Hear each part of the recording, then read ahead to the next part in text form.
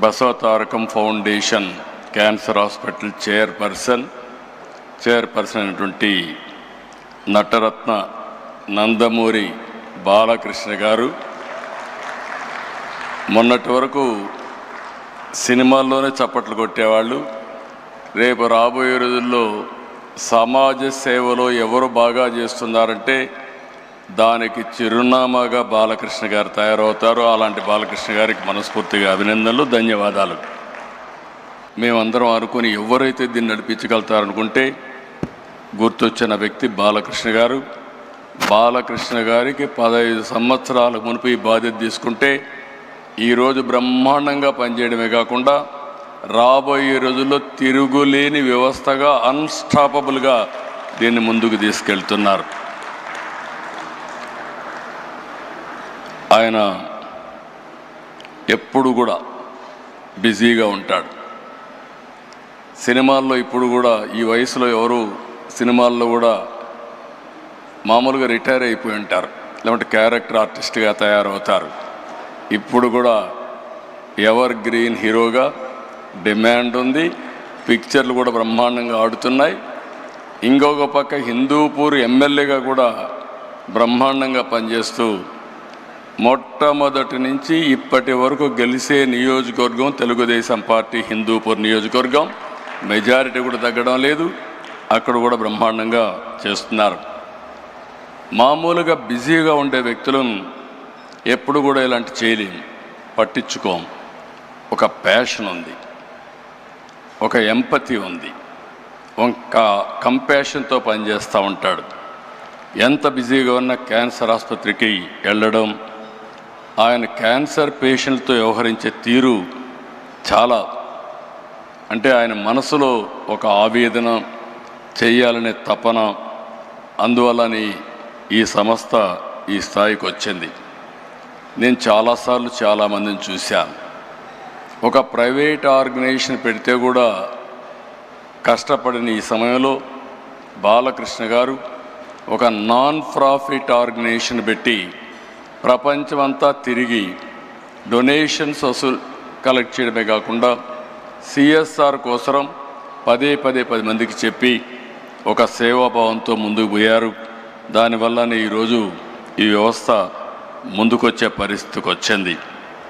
25 సంవత్సరాలు ఈరోజు వ్యవస్థ వల్ల వేలాది కుటుంబాలకు ధైర్యాన్ని ఇచ్చింది, వెలుగునిచ్చింది.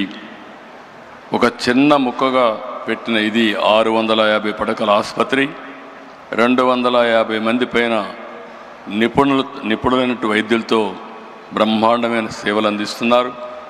ప్రతి సంవత్సరం 3 లక్షలకు పైగా అవుట్ పేషెంట్లు, 90,000కు పైగా ఇన్ పేషెంట్కు సేవలు అందిస్తూ ఉంది. సంవత్సరానికి 8,000 ఆపరేషన్లు చేస్తున్నారు. 22 మందికి ప్రతిరోజు ఆపరేషన్ చేసే పరిస్థితికి వచ్చారు. ఇది మనం చూస్తే ఈ ఆసుపత్రికి వచ్చే ప్రతి రోగి కేవలం ఒక పేషెంట్గా కాదు, అతను ఒక కుటుంబానికి ఆశ. ఆ ఆశ నిలబెట్టే సంస్థ బసవతారకం ఆసుపత్రి. పేద వర్గాలకు నిజమైన గుండె ధైర్యంగా నిలబడిన ఏకైక వ్యవస్థ బసవతారకం వ్యవస్థ. మన రాష్ట్రంలోనే కాదు, తెలంగాణ, అటు 2 రాష్ట్రాలు తెలంగాణ, ఆంధ్రప్రదేశ్, కర్ణాటక, మహారాష్ట్ర, ఒరిస్సా, ఇతర రాష్ట్రాల నుంచి కూడా ఇక్కడికి వస్తున్నారు. ఇంకొక పక్కన మీరు ఒకసారి చూస్తే ప్రివెంటివ్ క్యాన్సర్ కింద 1600 పైన శిబిరాలు పెట్టారు. 3 లక్షల కంటే ఎక్కువ మందిని ప్రీ స్క్రీనింగ్ చేసి మొత్తం స్క్రీనింగ్ అంతా చేసి ముందు తీసిపోయే పరిస్థితికి వచ్చారు. నర్సింగ్ కళాశాలలు, పారామెడికల్ విద్యా సంస్థల ద్వారా నిపుణులు అందిస్తున్నారు. మొన్నే నా దగ్గరికి వచ్చినప్పుడు అమరావతిలో హాస్పిటల్ పెడతామంటే నేను పూర్తిగా స్వాగతించాను. 1000 పడకల ఆసుపత్రి పెట్టడానికి ముందుకు వచ్చారు. బాలకృష్ణ గారిని, మేనేజ్మెంట్ని మనస్ఫూర్తిగా అభినందిస్తున్నా, స్వాగతిస్తున్నానని చెప్పి కూడా నేను మీకు తెలియజేస్తున్నా. ఇంకొక పక్కన ఈరోజు దేశంలోనే అనుప్రియ పాటిల్ గారు చెప్పారు, క్యాన్సర్ కానీ అదే మరిగా అనేక డిసీజెస్తో బాధపడే కేంద్రం కూడా అనేక విధాలుగా ముందుకు వస్తూ ఉంది. ఒక్క క్యాన్సర్ మనం చూస్తే 2024లో 15 లక్షల మంది పైన క్యాన్సర్ కేసులు వచ్చాయి. ప్రతి సంవత్సరం 9 లక్షల మంది చనిపోతున్నారు. అంటే ఏ విధంగా ఉందో మనం ఒక్కసారి ఆలోచించుకోవాల్సిన అవసరం ఉంది. ఈరోజు మనం కూడా దీని మీద ఆంధ్రప్రదేశ్ అయితే 2 మినిస్టర్స్ కూడా చాలా ఎలాబరేట్గా చెప్పారు. తెలంగాణలో క్యాన్సర్ కోసం ఏం చేస్తున్నామని రాజనరసింహన్ గారు చెప్పారు. సత్యకుమార్ యాదవ్ గారు ఆంధ్రప్రదేశ్లో ఏం చేస్తున్నాం అవన్నీ కూడా వారు కూడా చెప్పడం జరిగింది. ఈరోజు మనందరం గుర్తుపెట్టుకోవాల్సింది, క్యాన్సర్ బారిన ఎవరన్నా పడితే ఆ కుటుంబమే కుప్పగూలిపోతుంది. మానసికంగా ఆర్థికంగా చితికిపోతారు. ఎంత ధైర్యంగా ఉన్న వ్యక్తులైనా సరే ఆ కుటుంబంలో ఒక్కసారి క్యాన్సర్ వచ్చిందంటే పూర్తిగా మానసిక స్థైర్యాన్ని కోల్పోయే పరిస్థితి వస్తుంది. ఇలాంటి సందర్భంలో ఇప్పుడు వచ్చినటువంటి 2-3 చూసాం. చాలా ధైర్యంగా వాళ్ళు ఒక సక్సెస్ స్టోరీలు కూడా చెప్పే పరిస్థితికి వచ్చారు. ఎప్పుడైనా సరే బ్రెస్ట్ క్యాన్సర్లో మనం ముందుగా డిటెక్ట్ చేయగలిగితే మనం చాలా వరకు నివారించుకునే పరిస్థితి ఉంటుంది. దీనికోసం ప్రివెంటివ్, ప్రిడిక్టివ్, క్యూరేటివ్ విధానాన్ని మనం అవలంబించాల్సిన అవసరం ఉంది. నేను ఒకటే బసవతారకం హాస్పిటల్ మేనేజ్మెంట్ని కోరుతున్నా. ఆ రోజుటి నుంచి ఈ రోజు వరకు చూశాను. సమైక్య ఆంధ్రప్రదేశ్లో కూడా ఈ హాస్పిటల్కి అన్ని ప్రభుత్వాలు ఆదరణ చూపించాయి. విడిపోయిన తర్వాత కూడా 2 ప్రభుత్వాలు ఏ ప్రభుత్వాలు వచ్చినా అందరూ కూడా సహకరించారు. ఆ విధంగా సహకరించిన అన్ని ప్రభుత్వాలకి, అన్ని పార్టీలకి మనస్ఫూర్తిగా అభినందనలు తెలియజేస్తున్నా.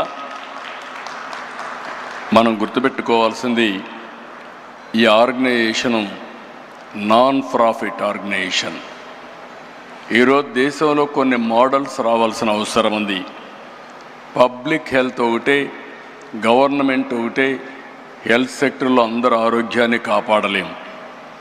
ఇటీవల ప్రైవేట్ సెక్టర్లో కూడా చాలా హాస్పిటల్స్ వస్తున్నాయి. అయితే ప్రైవేట్ సెక్టర్లో వచ్చే హాస్పిటల్లో లాభార్జన ఉంటుంది, షేర్ హోల్డర్స్ కానీ అన్ని విధాలుగా. అలాంటి సమయంలో నాన్ ప్రాఫిట్ ఆర్గనైజేషన్స్ రాగలిగితే, సమర్థవంతంగా పనిచేయగలిగితే నిజమైన పేదలకు నిజమైన వైద్య సేవలు జరిగే పరిస్థితి వస్తుంది. అది రావాలంటే బసవతారకం లాంటి నాన్ ప్రాఫిట్ ఆర్గనైజేషన్స్ ఇంకా ఎక్కువ రావాలని మనస్ఫూర్తిగా ఆకాంక్షిస్తున్నాను.